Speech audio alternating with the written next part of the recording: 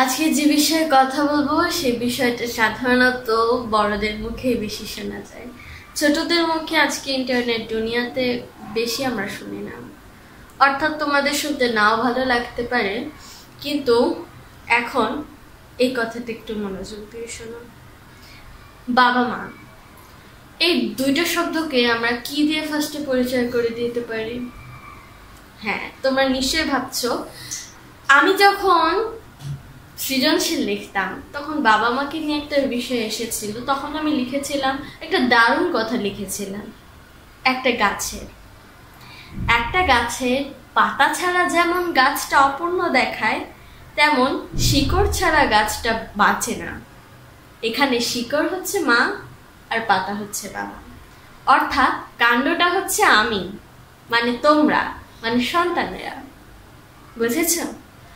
এখন বাবা মা উভয় কোনো তুলনা হয় না, তারা তাদের দিক দিয়ে অসীম বোঝাতে গেলে।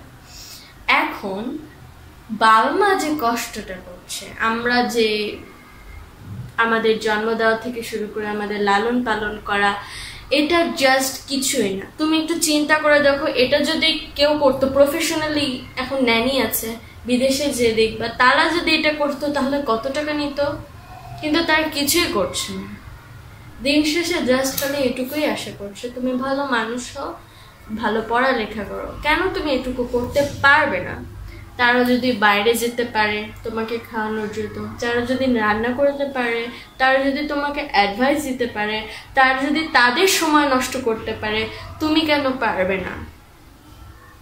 তারা নিজে ক্যারিয়ার বিল্ড না করে তোমাকে সময় দিচ্ছে যাতে তুমি ভালো হও। এটা সাধারণত কত মানুষই করবে। হ্যাঁ, তোমার বেস্ট ফ্রেন্ড, তাকে যে জিজ্ঞেস করো তো যে পুরো একদিন তোমার ভার, তোমার দায়িত্ব, তোমার খাওয়া পড়া, তোমাকে উপদেশ, সে কি নিতে পারবে? জীবনেও না। সে যত আপনই হোক না কেন, সে তোমার বাবা মায়ের কখনো সমান হবে না। তাই কখনো বাবা মায়ের সাথে তোমার বেস্ট ফ্রেন্ডকে তুলনা করতে চাই না। মনে রাখবে একটাই কথা, যে বাবা মায়ের কোনো তুলনা হয় না। আর বাবা মায়ের প্রতি দায়িত্ব কর্তব্য রাখার জন্য সবসময় একটা কথা মনে রাখবে, আগেকার মানুষরা, আমি একটা গল্প বলি, বেশি ভিডিওটা দীর্ঘ হয়ে যাচ্ছে তবুও বলি। আবার স্কুলে একদিন নাসিমা ম্যাম বলেছিল যে আমি যতদূর পর্যন্ত এসেছি, আজ আমি শিক্ষক, আমার মা কখনো নাসিমা বলে ডেকেছেন, একটু রাগ করে ডেকেছেন, আমি ভয় পেয়ে গিয়েছি। আবার মা যতটুকু প্রতিটা কথা বলছে, আমি প্রতিটা কথা পালন করেছি। সে নাকি জীবনেও বকা খায়নি, একবার খেয়েছিল, তারপর থেকে সে সব কিছু চেঞ্জ করে ফেলেছে। এরকম মেন্টালিটির মানুষজন, সে বলল তার ভাই ভালোবাসে, তার বোন ভালোবাসে, তার বাবা মা ভালোবাসে, কি নেই?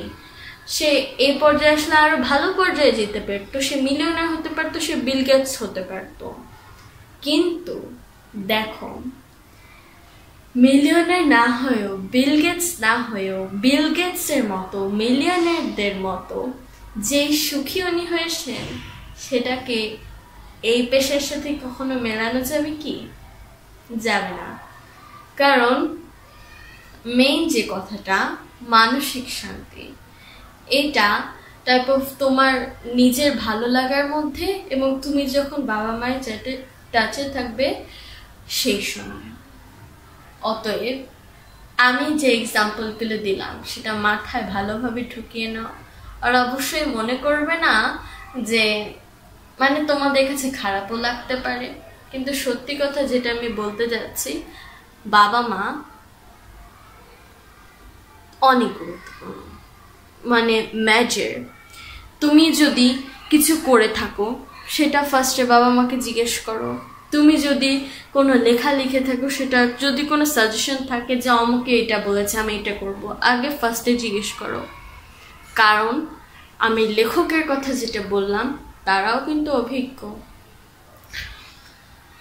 আমরা ভাব সম্প্রসারণ পড়ি, পিতামাতা দেবতুল্য জানি, এরকম একটা ছিলাম, ভুলে গিয়েছি, কিন্তু আমরা তো সেটা কাজে লাগাচ্ছি না। ভালো থাকবে সবাই, কথাগুলো মনে